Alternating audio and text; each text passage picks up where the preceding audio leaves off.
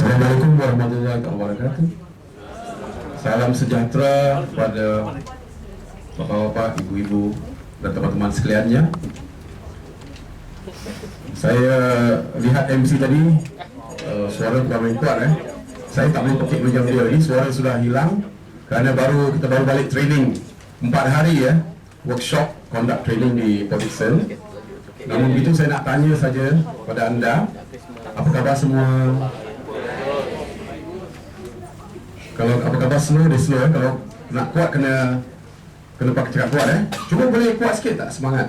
Nak tengok semangat orang Sabah. Apa khabar semua? Baik.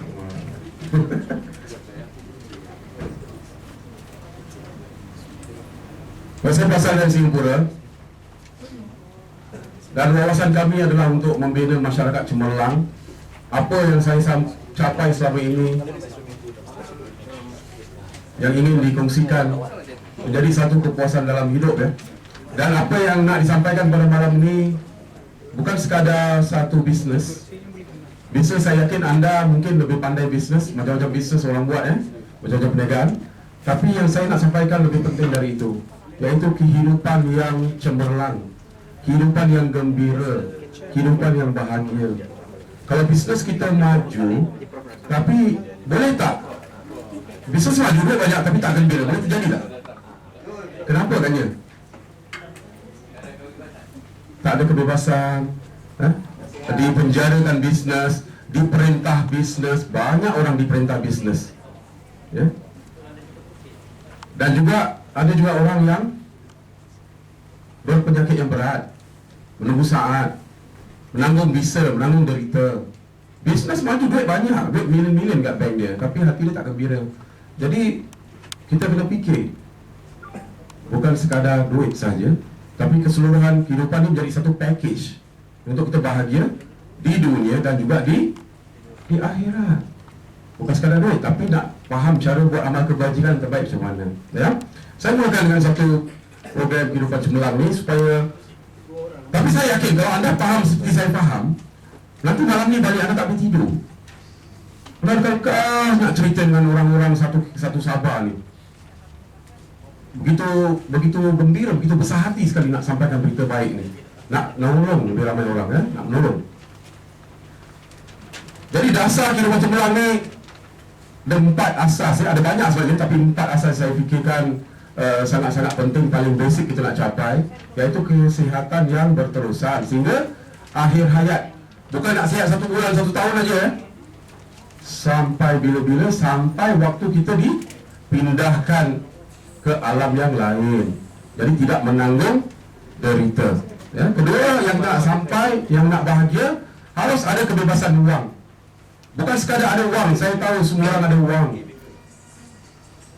Tapi zaman ini kos kehidupan jauh lebih cepat dari kebanyakan gaji kebanyakan manusia.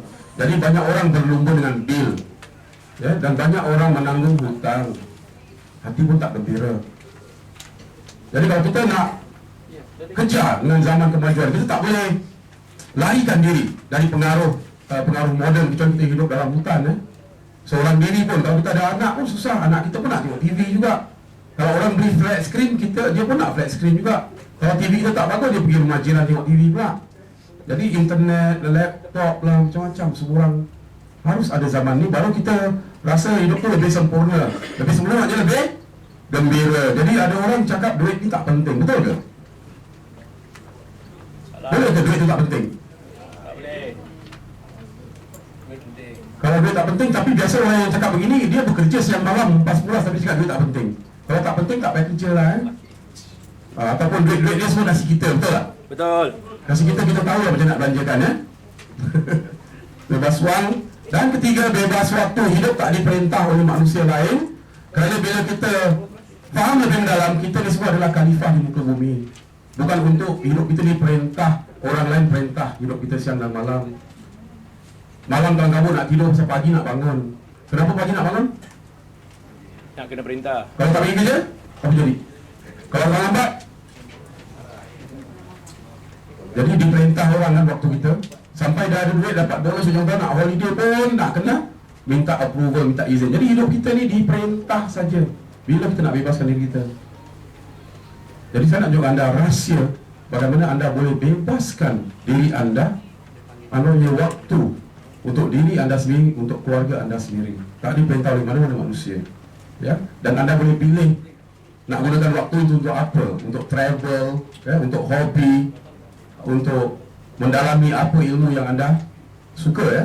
Dan keempat, beramal kebajikan. Kalau kita ada lebih, baru kita boleh kasih lebih.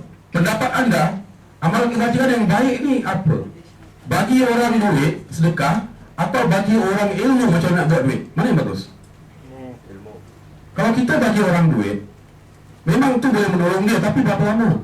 1 jam, 2 jam, dia lega dapat roti, lepas tu hidup dia susah balik. Lepas tu dia minta lagi kita, sampai bila pun hidup dia begitu.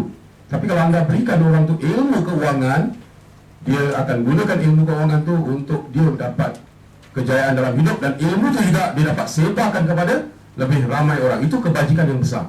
Itu kebajikan anda tak putus-putus. Kalau anda tak dekat dunia ni pun, kebajikan tu tak putus-putus anda dapat, kerana anda telah memberikan ilmu kepada manusia, ya?